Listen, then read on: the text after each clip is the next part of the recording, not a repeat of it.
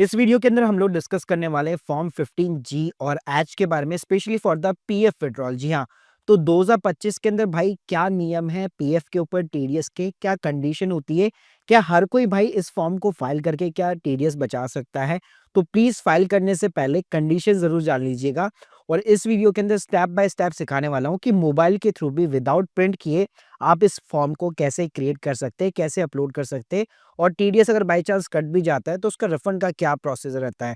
तो सारी जानकारी मिलने वाली इस वीडियो के अंदर। तो गाइस प्लीज पूरा वीडियो आप जरूर देखिएगा। वीडियो को स्टार्ट करने से पहले बताना चाहूंगा, अगर आप टैक्स फाइलिंग और टैक्स प्लानिंग प्रॉपर प्रैक्टिकल तरीके से सीखना चाहते हैं step by step, link in the description box, एक बार हमारी मास्टर क्लास को जरूर चेकआउट कीजिए। तो देखिए, पहले अगर मैं पीएफ के रूल्स की बात करूं तो दो टाइप के फॉर्म्स होते हैं, फॉर्म 19 और 31 होता है।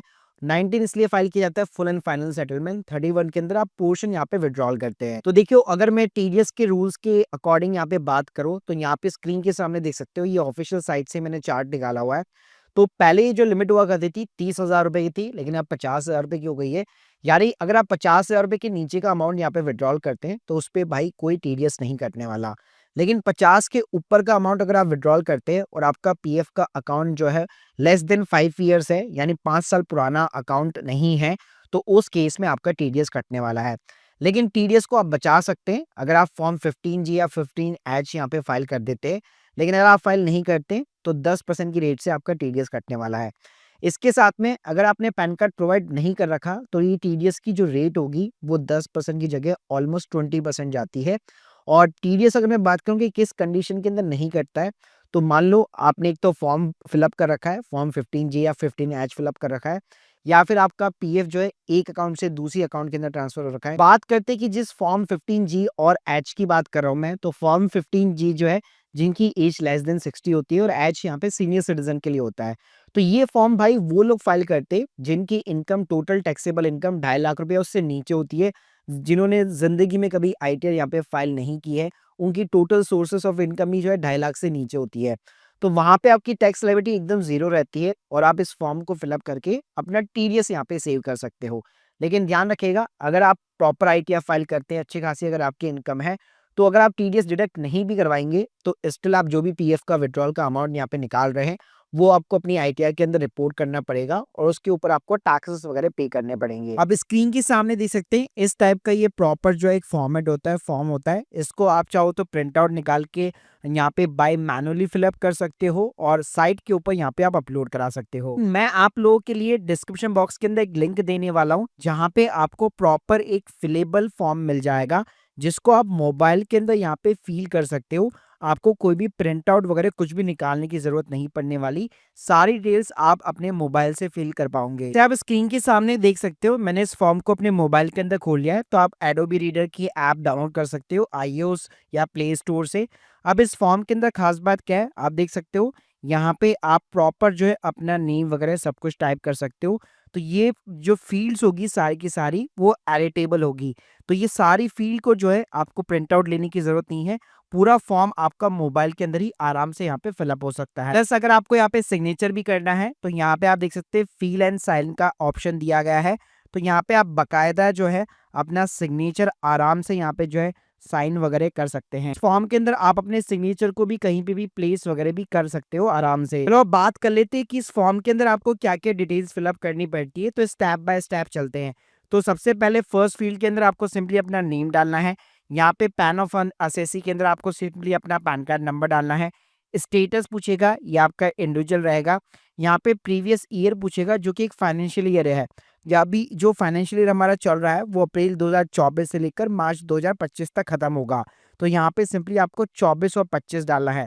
अगर आप इस वीडियो को मार्च 2025 के बाद में देख रहे हो तो यहाँ पे आपको 25 और 26 डालना पड़ेगा। रेजिडेंशियल स्टेटस के अंदर आपका स्टेटस रेजिडेंट रहेगा। अगर आप एनआरआई पर्सन है तो आप नॉन रेजिडेंट डाल सकते हैं।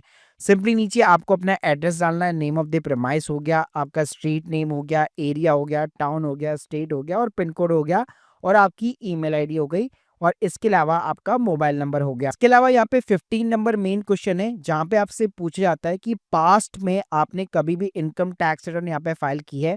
तो अगर आपने पिछले 6 सालों के अंदर कभी भी आईटीआर फाइल कर रखी है तो आपको यस बटन के ऊपर क्लिक करना है, और सिंपली जो भी आपका असेसमेंट ईयर है जब भी आपने आईटीआर फाइल की थी वो असेसमेंट ईयर आपको मेंशन करना है।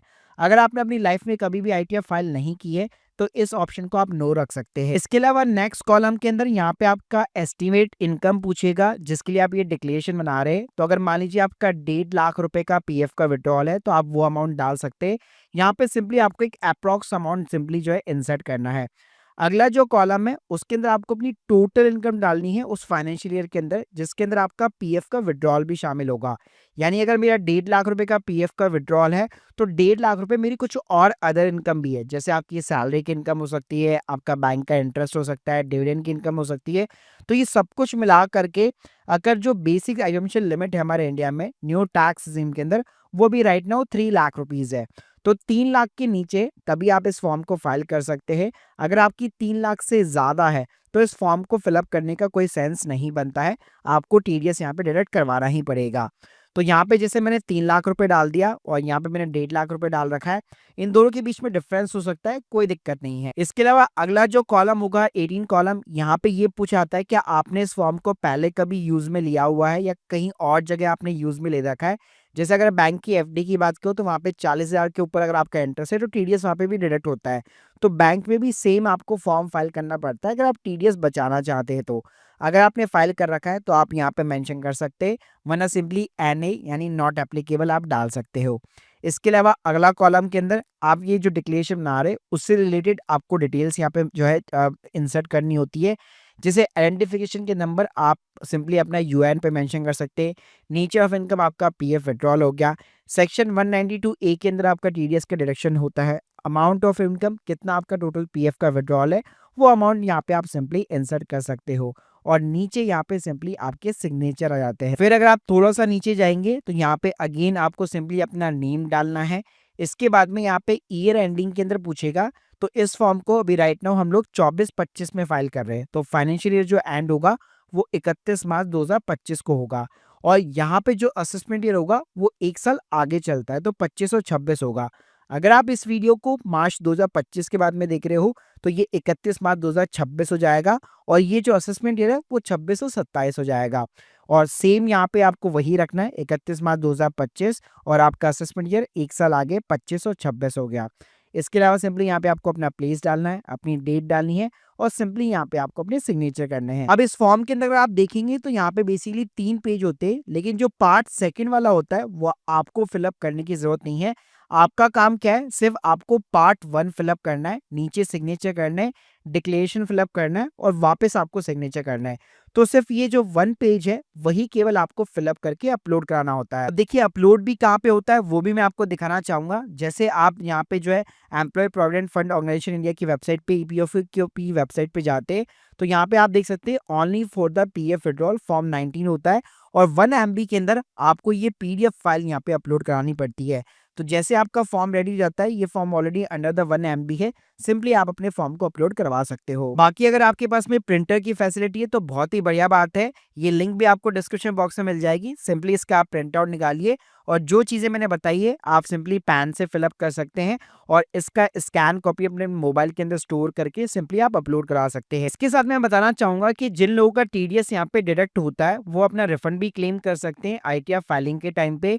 या लेट सपोज कई बार ये भी होता है कि अगर उनकी और कोई एडिशनल इनकम है तो 10% की रेट से अगर उनका टीडीएस कटा है तो उनको अपनी जेब से भी एडिशनल टैक्स पे करना पड़ सकता है। तो मैं हाईली रिकमेंड करूंगा आपको हमेशा एक टैक्स कंसल्टेंट की जरूर एडवाइस लेनी चाहिए कभी भी अगर आप अपना पीएफ का विड्रॉल कर रहे हैं और अगर आपकी income more than 3 lakh rupees है तो, ताकि आप अपनी प्रॉपर टैक्स प्लानिंग कर सके और ज्यादा से ज्यादा यहाँ पे टैक्स वगैरह बचा सके। बाकी अगर आप हमारी सर्विसेज अवेल करना चाहते हैं, link in the description box. आप लोग के जो भी डाउट्स है कमेंट बॉक्स के अंदर जरूर बताइए। Thank you guys, thank you very much.